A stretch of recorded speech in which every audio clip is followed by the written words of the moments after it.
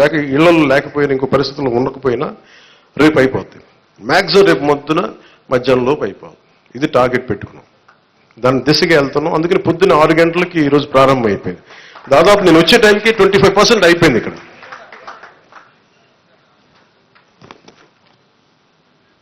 అదే మీరు ఊహించుకోండి, ప్రభుత్వ ఉద్యోగికి బాధ్యత ఉంటుంది. మీకు డబ్బులు ఇచ్చేటప్పుడు మిమ్మల్ని డబ్బులు అడగడానికి లేదు. ప్రైవేట్ ఉద్యోగి మిమ్మల్ని అడగగలరు, ప్రభుత్వ ఉద్యోగి సెక్రటరీ ఉద్యోగి మిమ్మల్ని అడగలేడు. ఒకళ్ళు అడిగితే మీరు చేసేది దిల్ బికమ్ అన్ అకౌంటబిలిటీ, జవాబుదారితనం. పలానా ఉద్యోగి వచ్చి అడిగాడని అక్కడున్న మా కూటమి నాయకులకి ఎవరికి ఒక్కరికి చెప్పినా, లేదంటే సంబంధిత అధికారులు చెప్పినా, ఎందుకంటే మీ కష్టం అది. మీ ఒళ్ళు నలిగిపోయి లేదంటే మీ వెన్నెముకు వంగిపోయి రావాల్సిన వృద్ధాప్య పెన్షన్ దాన్ని దోచుకోవడం నిజంగా తప్పదు. అలాంటి పరిస్థితులు ఏదైనా ఉంటే వాళ్ళ ప్రభుత్వ ఉద్యోగులు చేస్తారు, నేను అంటలేదు. 1-2 పరిస్థితులు ఏదైనా ఉంటే దాన్ని కూడా మీరు గ్రీవెన్సెస్లో కలెక్టర్ గారి దృష్టికి తీసుకెళ్ళండి. జనసేన, టీడీపీ, బీజేపీ నాయకుల దృష్టికి తీసుకెళ్ళండి. ఎవరైనా సరే ప్రభుత్వం కోసం పనిచేసే ఎవరి దగ్గరికైనా సరే మీరు తీసుకెళ్తే దాన్ని వెంటనే దాన్ని కరెక్ట్ చేసే బాధ్యత మేము తీసుకుంటాం.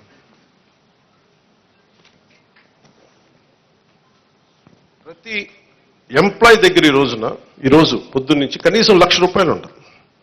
ఒక కాకినాడ జిల్లాలోనే 6,000 మంది దగ్గర ₹1,00,000 ఉంటారు. ₹1,00,000 క్యాష్ డిస్ట్రిబ్యూట్ చేస్తారు. ఇది అకౌంటబిలిటీ. ఎవరి చేతిలోంచి వెళ్ళదు, ఒక ₹100 వెళ్ళదు లేదు. మీ ప్రతి రూపాయి మీకు మాట ఇచ్చాం, మీకు ఇంటికి వచ్చి తలుపు తట్టి మరి ఇస్తారు. లేదంటే నేను వచ్చి నాలా అంటే వాడు వచ్చి మీ దగ్గరికి వచ్చేస్తాను. ఒక ఎమ్మెల్యే కానీ చెప్తాను, ఎవరు లేనప్పుడు.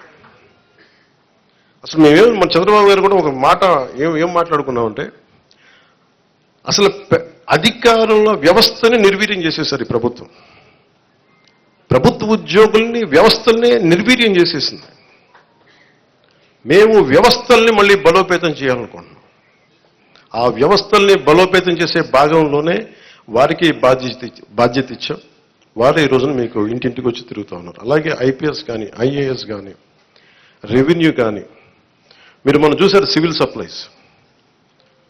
సప్లైస్ మన జనసేన పార్టీ నుంచి వచ్చిన మనకి మంత్రి శ్రీ నాదెండ్ల మనోహర్ గారు ఎన్ని వేల టన్నులు పట్టుకున్నారో మీకు తెలుసు.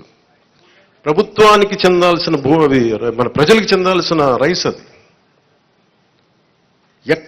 మేము మాట్లాడుతున్నప్పుడు అందరూ ఆ రోజు ఎంతమంది నమ్మారు ఖచ్చితంగా. కానీ ఈరోజు మేము వాస్తవంగా చూపిస్తున్నాం. మీరు మా మీద పెట్టుకున్న నమ్మకాన్ని మేము చూపిస్తున్నాం. గోడౌన్లో ఎంత రైస్ ఉందో చూడండి. ఎవరి డబ్బు అది? ఇప్పుడు మీరు అడుగుతూ ఉన్నారు మీరు గోవిందరావు గారు, మన డబ్బు అది. మీకు అర్థమవుతుందా? మీరు ఎవరు వ్యక్తులు నాకు అనవసరం. నాకు అది మీకు డబ్బు సంపద పెరిగితే మనం డబ్బులు ఇవ్వగలం. సంపద లేకుండా కూర్చోబెట్టి ఇండివిజువల్స్ రిచ్ అయిపోతున్నారు. ఇక్కడ వ్యవస్థల్ని చంపేస్తున్నారు, వ్యక్తులు పెరుగుతూ ఉన్నారు. వ్యవస్థలు పెరిగి డబ్బుంటే తప్ప మీరన్నగా 40 కాదు 1,00,000 మందిలో డబ్బు ఇవ్వగలం. మేము దానికోసం పనిచేస్తున్నాం. కొంత మీరు పెద్ద మనసుతోటి మాకు మీ ఆశీర్వాదం కావాలి. పని చేయడానికి సిద్ధంగా ఉంది, మనస్ఫూర్తిగా చెప్తున్నాను. దాటేయడానికి చెప్పట్లేదు. కానీ ఇంత అడ్డగోలుగా అవినీతి ఉందండి, ఇంత అడ్డగోలు అవినీతి ఉంది. ఒక్కొక్క చోట వెరైటీస్ మైన్స్ లేవు, ఆల్మోస్ట్ నీళ్ళు ఖాళీ చేశారు. కడప లాంటి చోట్ల మైనింగ్ కానీ, ఇసుక కానీ ఇప్పుడు తవ్వాలి ఒక్కొక్కటి ఎన్ని బయటపడతాయో తెలియదు.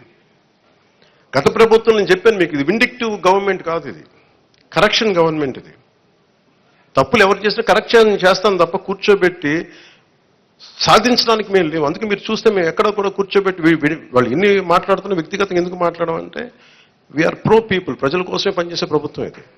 మేము విండిక్టివ్గా ఉన్నాం. మేము దాంట్లో నేను ఎక్కువ. కానీ అలా అని చెప్పి మీ తప్పుల్ని దాయం మేము. ఇప్పుడు మీరు రైస్ దాచేశారు, మీరు అక్కడ మీ గోడౌన్లో, దాన్ని బయటికి తీస్తాం. దానికి సంబంధించిన వ్యక్తులు మీరు తప్పు చేస్తే దాన్ని భరించండి. మరి దాంట్లో మేము దెర్ ఇస్ నో కాంప్రమైజ్.